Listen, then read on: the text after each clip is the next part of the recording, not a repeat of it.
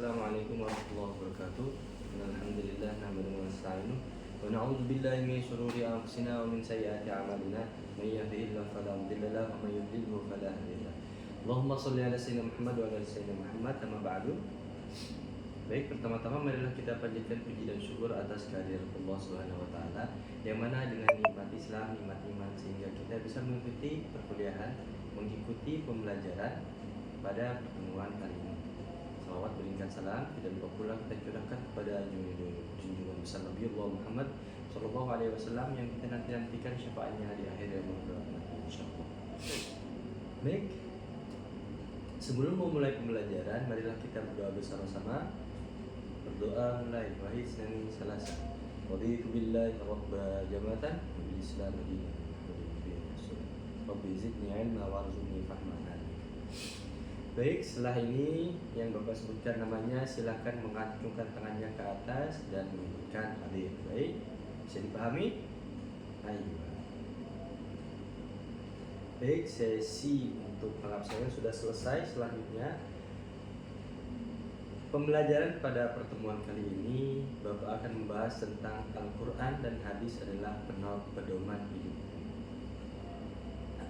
Sebelum memasuki materi, Bapak ingin bertanya, ada berapa jumlah ayat di dalam Al-Quran dan juga jumlah surat di dalam Al-Quran? Ada yang bisa bantu Bapak? Silakan angkat tangannya. Ya, betul sekali. Jumlah ayat di dalam Al-Quran itu kurang lebihnya ada 600 berbagai riwayat menyebutkan 6.236 ayat, dan jumlah surat di dalam Al-Quran ini kisaran 114 surat seperti itu. Baik, selanjutnya masuk materi pengertian dari Al-Quran. Ada yang bisa bantu Bapak untuk menjelaskan? Nah, jika tidak ada, Bapak akan jelaskan. Dari segi bahasa, Al-Quran berasal dari kata qira'ah yaqra'u, qira'atun Qur'anan, yang artinya sesuatu yang dibaca atau bacaan. Dari segi istilah, Al-Quran adalah kalamullah yang diturunkan kepada Nabi Muhammad SAW dalam bahasa Arab. Betul sekali.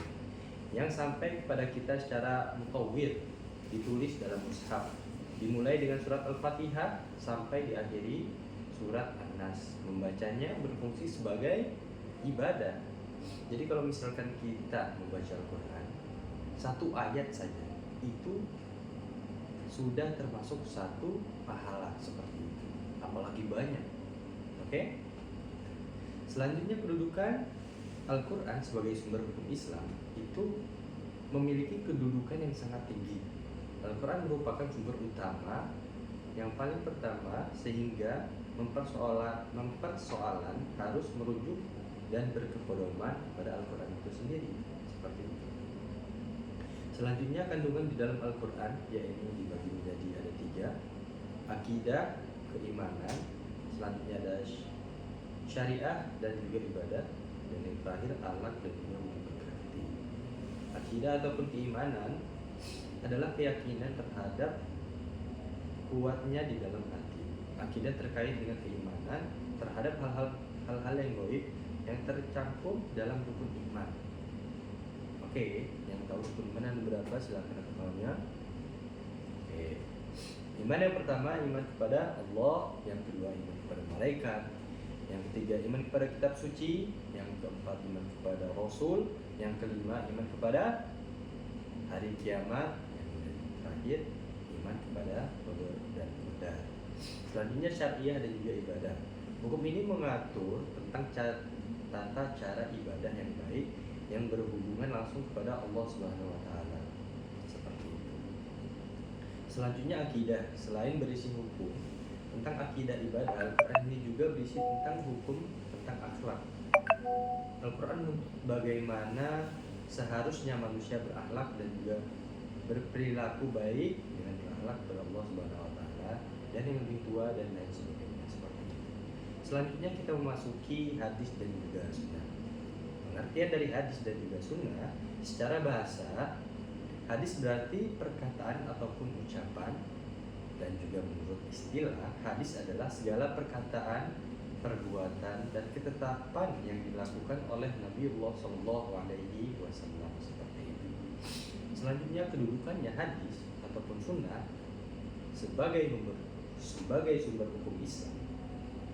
Hadis ini berada dari satu tingkatan di bawah Al-Quran. Artinya jika ada sebuah perkara hukumnya tidak terdapat di dalam Al-Quran, yang harus dijadikan sandaran berikutnya yakni adalah hadis dan juga sunnah, seperti itu. Fungsi hadis ini terhadap Al-Quran apa sih, Ustaz? Rasulullah SAW sebagai pembawa risalah Allah Subhanahu wa taala bertugas menjelaskan ajaran yang diturunkan Allah Subhanahu wa taala melalui Al-Qur'an kepada umat manusia. Oleh karena itu hadis berfungsi untuk menjalankan ataupun menjelaskan serta menguatkan hukum-hukum yang terdapat di dalam Al-Qur'an itu sendiri. Ibaratkan kalau misalkan di Al-Qur'an itu masih mentah. Nah, sebagai untuk proses matangnya itu ada di hadis, biasanya seperti itu. Bisa dipahami? Alhamdulillah. Selanjutnya ada juga macam-macam hadis. Yang pertama hadis mutawwir, yang kedua ada hadis masyhur, yang ketiga ada hadis ahad, seperti itu. Nah, yang pertama tadi yang sudah Bapak sebutkan, hadis mutawwir adalah hadis yang diriwayatkan dari banyaknya perawi, baik dari kalangan para sahabat maupun generasi sesudahnya, yang sudah dipastikan di antara mereka tidak ada ataupun tidak bersepakat dusta, seperti itu. Yang kedua adalah masyhur, hadis yang diriwayatkan oleh 2 orang sahabat atau lebih yang tidak tercapai derajat mutawwir, namun setelah itu tersebar dan diriwayatkan oleh sekian banyak tabi'in sehingga tidak mungkin bersepakat dusta. Selanjutnya hadis ahad adalah hadis yang hanya diriwayatkan oleh 1 ataupun 2 orang perawi saja, sehingga tidak mencapai derajat mutawwir. Dilihat dari segi kualitas orang yang diriwayatkan, hadis dibagi ke dalam 3 bagian. Pertama hadis sahih, yang kedua hadis hasan, yang ketiga hadis dhaif, yang ketiga hadis, yang keempat hadis maudhu, seperti itu. Kemudian ijtihad, ada yang tahu? Ya, kata ijtihad berasal dari bahasa Arab istihada, yajtahidu ijtihadan, yang artinya mengerahkan segala kemampuan bersungguh-sungguh, mencurahkan tenaga ataupun bekerja secara optimal, seperti itu. Syarat-syarat di dalam berijtihad, yang pertama ada memiliki pengetahuan yang luas dan juga mendalam. Yang kedua, memiliki pemahaman mendalam tentang bahasa Arab, ilmu tafsir, usul fikih dan tarikh ataupun sejarah, seperti itu ya, tarikh itu sejarah. Yang ketiga, memahami secara rumus hukum. Yang keempat, memiliki keluhuran akhlak yang mulia, seperti itu. Nah, selanjutnya ada bentuk-bentuk ijtihad. Yang pertama ijma. Ada yang tahu ijma apa? Ya, kesepakatan para ulama ahli ijtihad dalam memutuskan suatu perkara ataupun hukum, seperti itu. Kedua ada qiyas. Qiyas adalah mempersamakan atau menganalogikan masalah baru yang tidak terdapat dalam Al-Quran ataupun hadis yang sudah terdapat hukumnya di dalam Al-Quran dan hadis, karena kesamaan sifat ataupun karakternya, seperti itu. Yang terakhir maslahah musalah. Maslahah musalah artinya penetapan hukum yang menitik beratkan pada kemanfaatan suatu perbuatan dan juga tujuan hakiki universal terhadap syariat Islam, seperti itu. Baik, ada yang bertanya? Kalau tidak ada yang bertanya, Bapak yang bertanya. Apakah ada? Ya, jikalau tidak ada silahkan bisa dicatat sebagai tugas. Cukup 5 pertanyaan saja. Nanti kalian bisa mencari jawabannya ketika sudah pulang di rumah. Paham? Baik, yang pertama, jelaskan istilah tentang pengertian Al-Quran dan juga hadis. Tadi sudah disampaikan. Allahu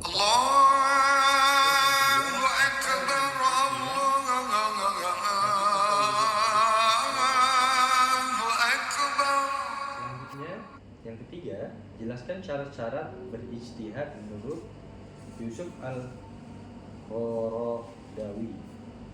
Seperti itu. Yang keempat, sebutkan dan juga jelaskan macam-macam hukum takhlifi. Seperti itu. Yang kelima, perlukah ijtihad dilakukan saat ini? Nah, jelaskan dengan alasan yang tepat. Oke, bisa dipahami. Berhubung waktunya sudah selesai, sudah melewati batas ya. Baiklah, kita akhiri pertemuan kali ini dengan membaca alhamdulillah. Alhamdulillahirabbil alamin. Wa fathul majlis. Subhanakallahumma wa bihamdika asyhadu an la ilaha illa anta astaghfiruka wa atubu ilaik. Syukran. Wassalamualaikum warahmatullahi wabarakatuh. Ya, sampai jumpa di pertemuan selanjutnya. Terima kasih. Boleh.